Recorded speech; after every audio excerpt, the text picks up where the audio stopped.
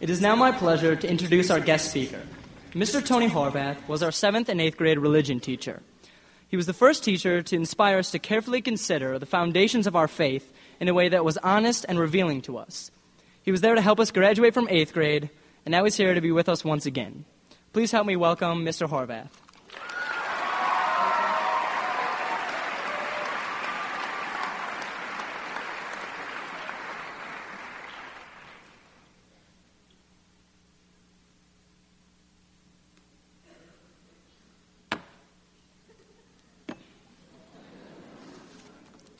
Thank you, Patrick.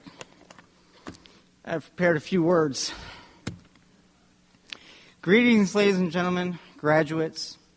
It is a great honor to be here today to deliver this message, but not nearly as much of an honor it has been to be part of your lives the last few years. It is a great and undeserved compliment. I imagine that every graduation speaker has trouble trying to decide what to say. Some choose humor. Everyone who knows me knows that I'm absolutely hilarious. What's so funny? Well, another option would be to tell some old stories about some of the graduates. The Lord knows there are some good ones, Mr. Holmgren. But perhaps this isn't really the time and place for that either. After much serious reflection, I decided I would use this as an opportunity to speak seriously, because time is short. So I want you to suppose that this is the last day of class before summer, and Mr. Horvath has just one last lesson. So, here is my guitar. I promise not to play it. Here's my coffee cup. I won't spill it. And this, most of all, remember, is my space. Stay out of my space. And if anyone has seen my Hope Rock, I'd greatly appreciate its safe return and went missing your last year in 8th grade.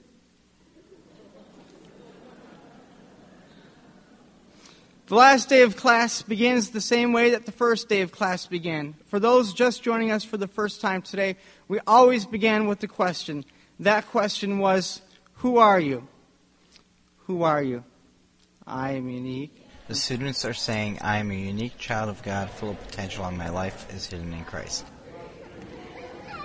Whoa, amazing. Remembering your memory assignment after 5 years? Who would have thought that was possible? I mean, besides me. All right, it's in your head. Now it's time for it to get into your heart. And that's the way everything works. Nothing gets into your heart without making its way into and through the mind first. Remember that.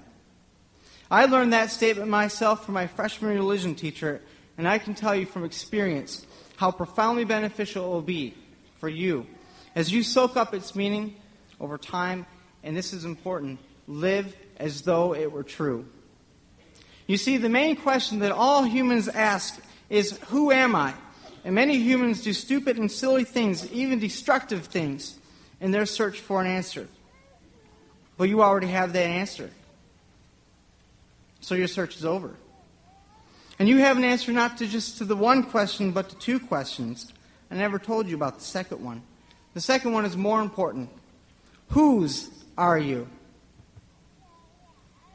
You are God's. You are His child. You are unique. And right now, you are on the brink of exploring your great potential. If you understand that you are a child of God, you know right away that means you are part of a family.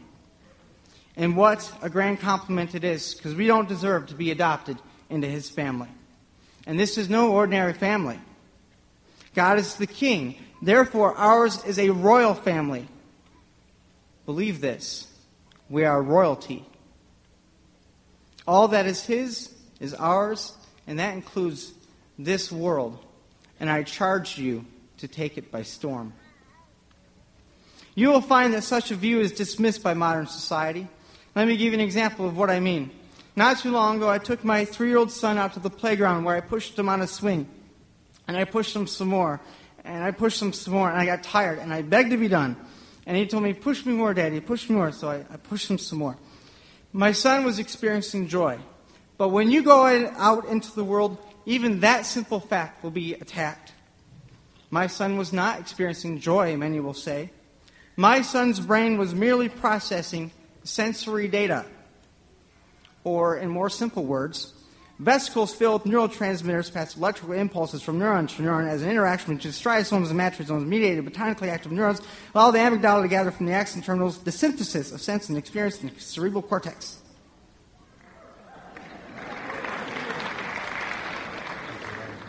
If it was left at that, fine. But they'll go further. It was all that and no joy. No profound connection between father and son. No, simply and only a mere chemical reaction. Period. There is no meaning. There is only matter that doesn't matter. Consequently, by extension, they will say, you are not part of God's family. That whole idea is just some mere social convention that some ancient dude made up, and we gullible folk bought hook, line, and sinker. You think I exaggerate? You wait and see. It's a battle out there, and your mind is on the front lines, and you're on the verge of wading right into the thick of it. It really comes down to two basic different ways of looking at our existence. Are you a child of God, or are you just a traveler in a barren, meaningless universe? Those two basic perspectives on how you view your place in the world will define how you view everything else. Think of it like two roads. To the left is a sprawling highway with millions of lanes of traffic. The flash of metal greets your eyes in every direction as cars hurtle toward the concrete horizon, disappearing into the distance. It's fast, it's easy, it looks like you are getting somewhere and getting there quickly. To the right is a road that hardly seems like a road at all. It's more like a path. And you have just enough room to get yourself past the trees and the vines, but you can't quite see past the bend to know what you're getting yourself into. At this point, and I know you are probably thinking that the freeway is the way to go. And after one look at the hard path, that is where most people go. But I am telling you right now, the fast lane goes in big looping circles, and you never do get anywhere. Though sometimes you get ahead of some people, and sometimes they get ahead of you. The most real action you'll see is the occasional wreck. Going down the narrow, hard path is obviously work. But let me tell you in one word what it means. Adventure. If you really want to fix it in your heads what that path looks like and what it means to travel on it, I want you to think of the books by Tolkien that have recently been made into movies. The Lord of the Rings trilogy. Doesn't that series resonate within us so deeply because we secretly desire to live in that world? Do you think that is an accident? Some do. I am telling you that you are living in that world. If you only have eyes to see it. You need only to take the path to the right. As you make your way down that narrow path, you will have to cut down vines, move boulders, and cross rivers. Hard work, true, but you will journey with elves, dwarfs, hobbits, and men. I am inviting you to join not the fellowship of the ring, but the fellowship of the king. There will be exhilarating rapids. Cliffs stretching into the sky will dwarf you as you make your journey. Imagine quiet nights under the stars, sitting around campfires, singing ancient melodies. The trees will bend to greet you. The boulders will rise to give you footing. Emerald forest skylines will dance with the crimson sky as the sun dips below the horizon, and you will be there to see it, sitting high up on a canyon ledge. As you go, I charge you, rescue the lost. As you go, strengthen your fellow travelers as you have been strengthened. As you go, free prisoners as you yourself have been freed. This way is beauty, meaning, love, and purpose.